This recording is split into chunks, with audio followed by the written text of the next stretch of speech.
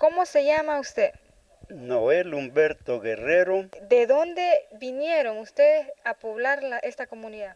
Después de los acuerdos de paz, fundamos la primera comunidad allá en la Celina Ramos. Allí concentramos gente de otras comunidades para luego venirnos acá a este lugar. Allí habíamos alrededor de unas 10 familias que se trasladaron en camiones para acá. Luego de aquí vinieron compañeros que estaban en el lago de Ilopango. Esta gente más que todo es del departamento de San Vicente. Junto a ellos venían del departamento de Sonsonate, de San Salvador, de Chalatenango y de aquí de Santa Marta. Luego aquí llegamos el 21 de noviembre de 1991. Cuando nosotros llegamos acá, venimos a desmontar, porque era bien tupida la vegetación que había acá. Acá concentramos varias familias. Luego que ya habíamos alrededor de unas 100 familias, decidimos fundar otras comunidades. Una de ellas, Lomachata, que es la que está más lejos. Otra de ellas, Montepeque, Huertenana, Los Enríquez. Monseñor se fundó después, fue un desprendimiento que hubo de la Huertenana. Se pasaron alrededor de unas 10 familias para acá para fundar la Huertenana. Y luego, por último, fundamos el sitio nuevo. La idea de fundar esto con el nombre de Ciudadela es porque nosotros pensábamos que esta comunidad fuera como el centro de una ciudad y las demás comunidades que funcionaran como funcionan las colonias, los barrios de las ciudades grandes. Esa fue la idea, por eso nosotros le pusimos Ciudadela Guillermo Manuel Ungo. Cuando nos referimos a eso, nos referimos a las 6 comunidades que fundamos.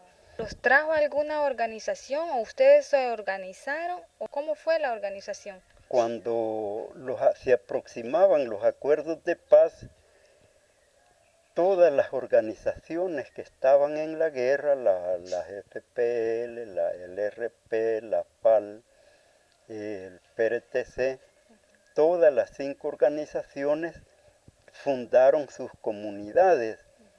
Nosotros recibimos orientación de que fundáramos comunidades con toda la gente que estaba, por ejemplo, en el refugio de aquí por Apopa. Después la gente que estaba en Sonsonate, que era de la hacienda Jocote. La gente que venía de los Enríquez venía de Colomoncagua. Así fue como llegamos acá. Claro, para venir para acá contamos con la ayuda de la iglesia luterana. Ellos costearon el pasaje de la gente que venía de allá del lago de Ilopango, con la gente que venía de acá de la Celina Ramos. Y además de eso ellos nos dieron alimentación y nos dieron varios materiales. Comenzamos a negociar las tierras para que cada familia tuviera su propiedad.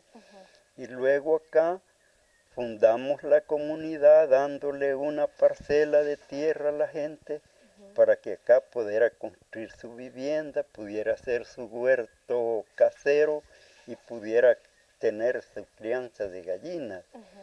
Y más abajo, allá por la Monseñor Romero, tienen algunos sus trabajaderos, sus manzanas para poder trabajar en esos lugares. Después, Cáritas nos dio casas, porque al principio las casas eran forradas de plástico. Luego Cáritas nos dio una casa ya con teja, con techo y forrado alrededor con plástico. Después la Fundasal nos construyó las casitas que hoy casi todos tenemos.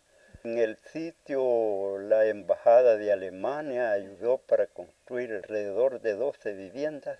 Ahora, actualmente, ¿cómo sobreviven los habitantes de esta zona de la comunidad Ciudadela? Bueno, en un principio fue bastante difícil la sobrevivencia. Primero porque como casi todas nuestras compañeros estaban viviendo en refugios donde recibían todo y ya al venir acá cada quien tenía que ver por su subsistencia. Algunos de estas cosas la veían mal ya cuando ya las ONGs, cuando el partido ya no les dio su alimento, su jabón, todo lo necesario para la vida, entonces unos se quejaban contra el partido, se quejaban contra la ONG, pero no entendían de que se les había dado tierra, se les había dado vivienda para que trabajaran, para que la cultivaran. Algunos comenzaron a salir de la comunidad, a buscar trabajo a otros lugares y así fueron reinsertándose a la vida social. Hoy, que ya casi todos sobreviven por sus propios esfuerzos, quizás en un 80% la gente como yo se dedica al trabajo de las tierras, a los trabajitos de su casa, de cuidar su huerto. La gente joven que ha venido saliendo con la ayuda que ha dado la escuela, por ejemplo, muchos son bachilleres, unos trabajan en la PNC, otros trabajan en los agentes metropolitanos, otros que trabajan en oficinas, en alcaldías. Las culturas que ustedes han creado, ¿cuáles son y por qué las han creado ustedes? La que se celebra aquí en ocasión de que nosotros llegamos es el 21 de noviembre, que fue la fecha en que nosotros llegamos a este asentamiento. Otras que celebran sus fiestas, por ejemplo los Enríquez cuando celebran ellos su cumpleaños también de fundación de la comunidad, así lo hace Monseñor Romero, así lo hace Montepeque también. Otras fiestas que ya son tradicionales, por ejemplo, se celebra el Día de la Cruz, se celebra también el Día de los Finados, el día de las fiestas nacionales del Salvador del mundo. Y algunas fiestas, por ejemplo, el 12 de octubre, que es el día de la raza, ¿verdad? Pero fue el día más cruel para América Latina, para todos nosotros. ¿Cuántas familias habitan actualmente aquí en Ciudadela y alrededor de Ciudadela? Ciudadela tiene 93 familias. Al principio nosotros fundamos los Enríquez con 27 familias. Hoy allí con el crecimiento familiar, algunas familias se han dividido, los hijos se han casado. Hoy allí hay alrededor de unas 40 familias. Lo mismo acá en la Monseñor Romero. Comenzaron con 10 familias, hoy quizás son como alrededor de unas 15 o más. Así fue también Montepeque, que todas las fundamos con 27 familias, pero hoy son más. En el sitio nuevo también hay más familias. Alrededor de unas 300 familias más o menos las que hoy hay acá en toda la zona. Cuando llegaron aquí, ¿ustedes sabían de quién eran las tierras? Nosotros sabíamos que veníamos acá a una tierra de los Melara. La Melara era una familia que mucho colaboraba con el ejército. Cuando llegamos, el siguiente día vino el dueño, entabló alegatos con ellos. Luego continuamos con un proceso de negociación porque a ellos les teníamos tomadas toda la propiedad, hasta la que está allá al otro lado de la calle, en el cerro La Campana. Luego negociamos con ellos que ellos se dijeron que no nos iban a vender, pero al fin de tanta insistencia nos vendieron solamente las 12 manzanas donde estamos asentados acá, que está la comunidad. Luego con las otras propiedades de las otras comunidades no tuvimos ningún problema, porque los dueños vendieron tal como se establecía en la cláusula de los acuerdos de paz, que el dueño de tierra que quisiera vender y que el frente le ocupara sus tierras, vendía, y si no quería vender tampoco no se le obligaba a que las vendiera. Pero así fue como nosotros nos quedamos aquí después de casi 3 años de pelea con la familia. Las tierras se negociaban a través de la ayuda internacional. Para eso fue creado el Banco de Tierras, que era el que se encargaba de negociar. Por ejemplo, nosotros lo que hacíamos era que había una comisión de tierra en cada comunidad, y esa comisión de tierra lo que hacía era buscar a los dueños de la tierra que se les tenía ocupada y se les proponía comprárselas, y muchos accedieron a vender. Nosotros lo que hacíamos era negociar, y el banco de tierra era el que pagaba a los dueños de las tierras, pero también con ayuda internacional, ¿verdad? Cuéntenos cómo fue el traslado del cementerio que ahora se encuentra aquí a unos metros de su casa. Sí. Sí, el cementerio en un principio nosotros siempre pensamos en que no teníamos que dejar olvidados a nuestros compañeros. Después de los acuerdos de paz se formó la comisión de compañeros para que fuera al cerro a buscar a aquellos compañeros que se acordaban dónde habían caído, dónde los habían enterrado.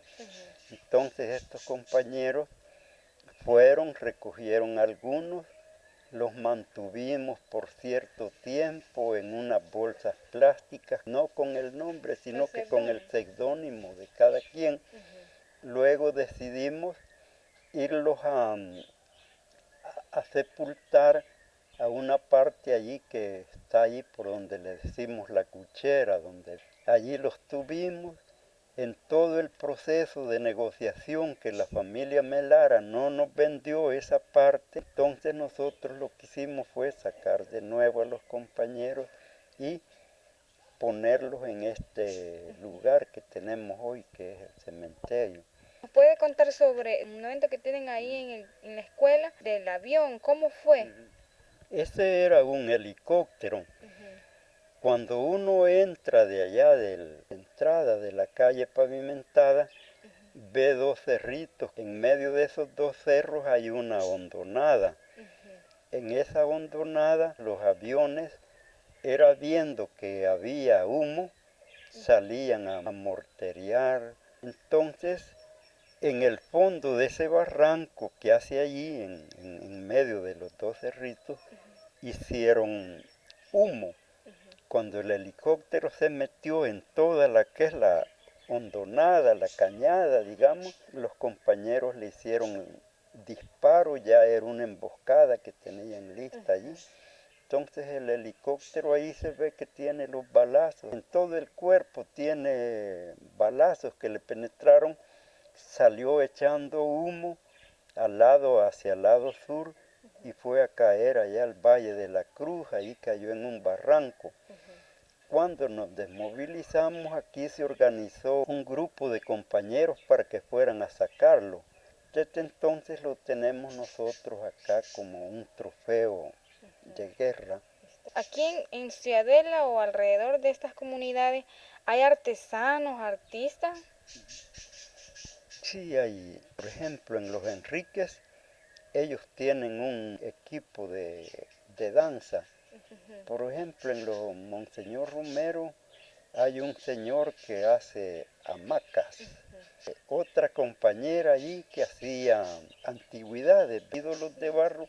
Fito, ¿y actualmente los habitantes de esta zona reciben alguna ayuda de instituciones? Sí, todavía hay algunos que de parte de los compañeros lisiados, algunos les han dado granjas de pollos, algunas con ganado. La educación, ¿cómo ha superado? Desde que nosotros nos desmovilizamos, la Iglesia Luterana de Noruega nos construyó un pabellón que está al lado sur.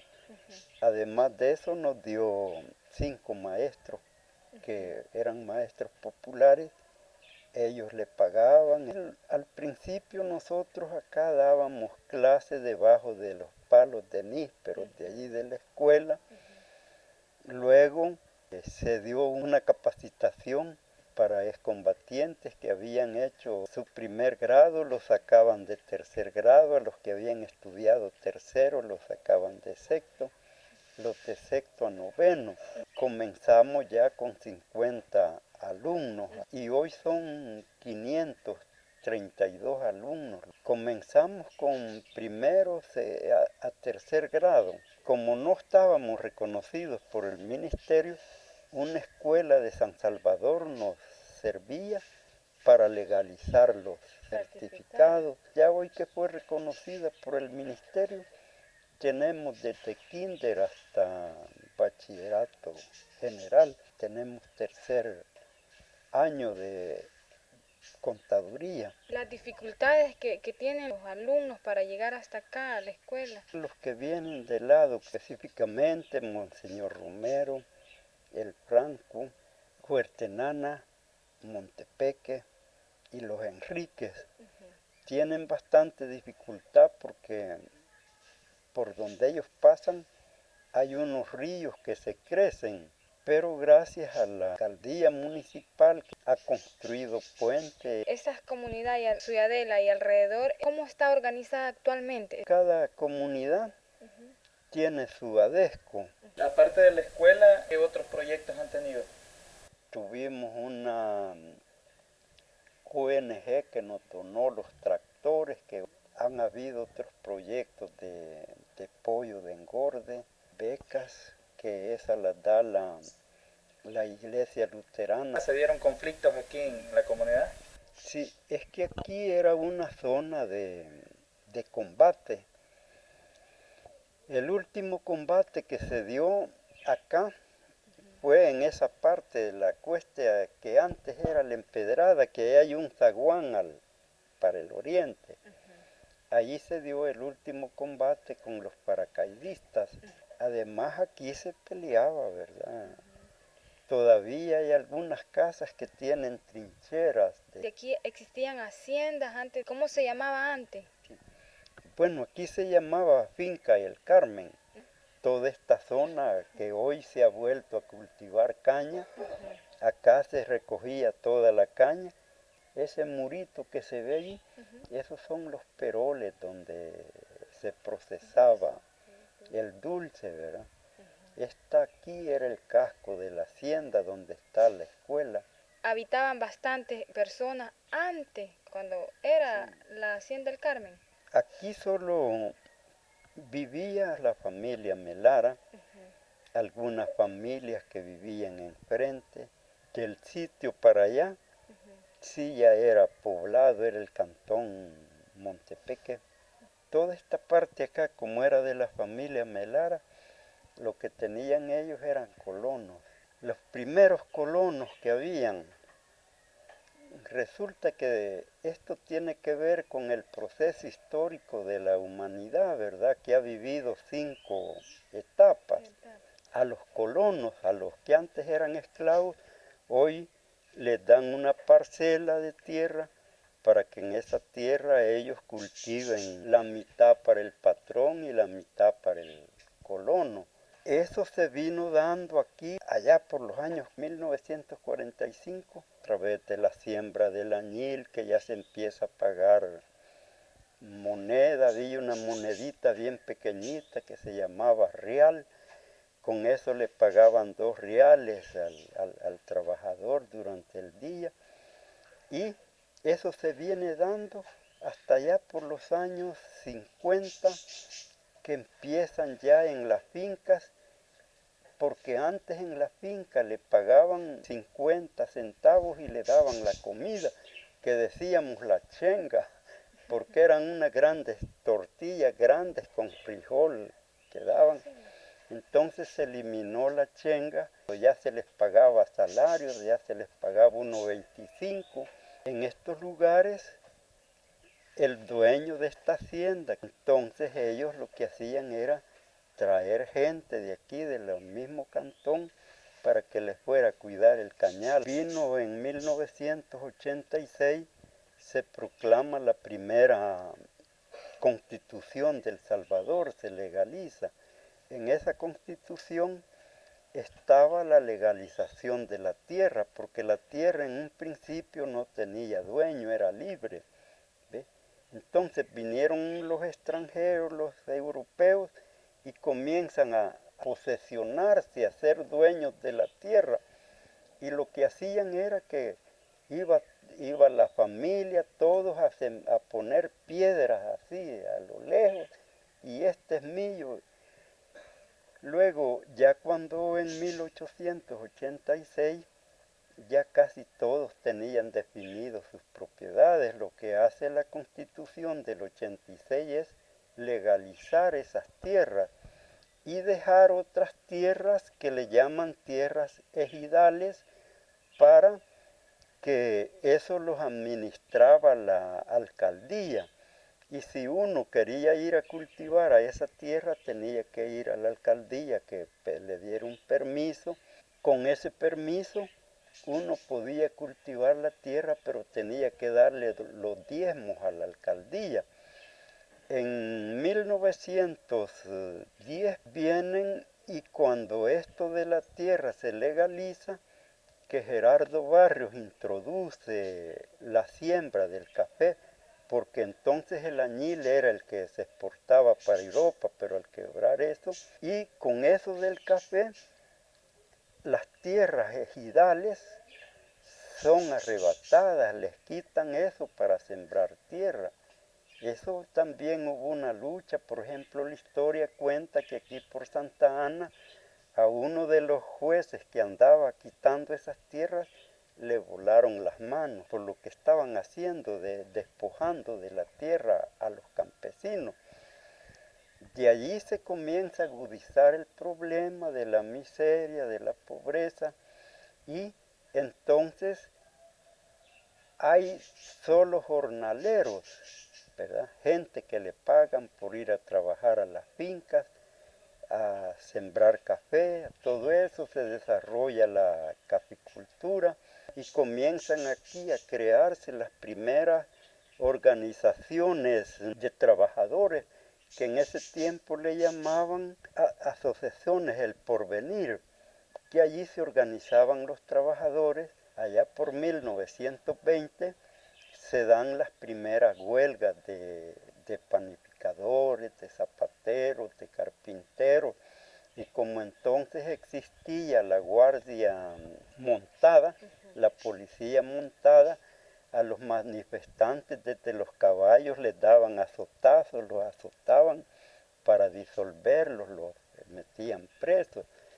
Viene en 1927, 29, hay un presidente donde les ofrecen a los campesinos darles tierra, perdonarles las deudas, y como no se lo dan, entonces comienzan los campesinos organizados acá en el lado de occidente, Sonsonate, Joayúa, todo eso, comienzan a ver los primeros levantamientos de campesinos. Es lo que se conoce allá como la masacre del 32, dirigió este general Martínez. Se hizo una matanza en más de 32.000 gentes y persecución a los comunistas, que eso era lo que se trataba. En 1945 de nuevo comienzan en la Universidad Nacional a organizar la lucha contra Martínez, que es cuando participa Chafik Handal en esas luchas, que entonces la universidad estaba frente a Catedral. Entonces comienza la lucha y a través de una huelga de brazos caídos se derroca Martínez, y allí vienen otros gobiernos, el gobierno de Osmín Aguirre, de Ignacio Menéndez, del PRUD, después del PRU del PCN, y el pueblo comienza siempre a organizarse y a luchar por 5 objetivos: por la educación, por la salud, por el bienestar social económico, por la vivienda, por la tierra. En los años 60 comienzan ya a organizarse los primeros grupos armados urbanos. Comienza ya una lucha en contra de la clase trabajadora. ¿Ve? Las organizaciones sindicales son desmanteladas, son perseguidas. En 1980 ya la guerra se generaliza con los primeros grupos armados que se daban en la ciudad. Comienzan y el pueblo siempre luchando por las vías, utilizando todas las vías de lucha, de la lucha política, la lucha armada, ¿verdad? Para la lucha política se creó la Unión Nacional Opositora, en la que se ganó en 2 veces. Por último, el pueblo decía de que solo llevando a un militar podían ganar, entonces se llevó a un general Claramón. Este general Claramón también ganó las elecciones y ellos hicieron siempre fraude. En 1980 se da el triunfo de la UNO. El 28 de febrero es la gran matanza que se dio en la Plaza de Libertad. Hubo tanta gente que mataron que los carros de los bomberos barriendo, echando agua y barriendo la sangre que había quedado allí. Entonces fue que el pueblo dijo, no, dijo, si aquí solo con la lucha armada se puede componer esto. Es cuando todas las 5 organizaciones, ¿verdad? FPL, el RP, la FAL, el PRTC y la RN, son los grupos armados, se van a la guerra. Esa guerra dura 10 años, a los 10 años se firman los acuerdos de paz. Y con un personaje tan importante que lleva el nombre de esta comunidad, Guillermo Manuel Ungo. Bueno, es que Guillermo Manuel Ungo, él se destacó como profesor universitario. Fue el fundador del Movimiento Nacional Revolucionario, que era uno de los 3 partidos políticos que formaban la UNO, porque la Unión Nacional Opositora la formaba el Movimiento Nacional Revolucionario, Partido Demócrata Cristiano y el Partido Unión Democrática, el UDN. Entonces, cuando él muere en México, nosotros en honor a él, a su tradición de lucha, pensamos en ponerle el nombre de él a esta comunidad. Él fue también vicepresidente de una de las juntas de gobierno que hubo y él renunció porque los militares estaban aprovechando que ellos estaban en el poder para seguir haciendo las masacres. En ese tiempo se dio una masacre allí en el Cochinito, de la parte oriente de Lula Ula, y se dio la otra masacre frente a la iglesia del Rosario, que mataron unos compañeros del FAPU. ¿Aquí hubo alguna masacre aparte de los compañeros que trajeron del cerro? Y aquí hubieron muchas masacres. Nosotros veíamos pasar las camionadas de soldados, todos pintados, que iban por una calle y regresaban como a los 5 o 6 días regresaban gente de las patrullas, porque antes habían patrullas cantonales.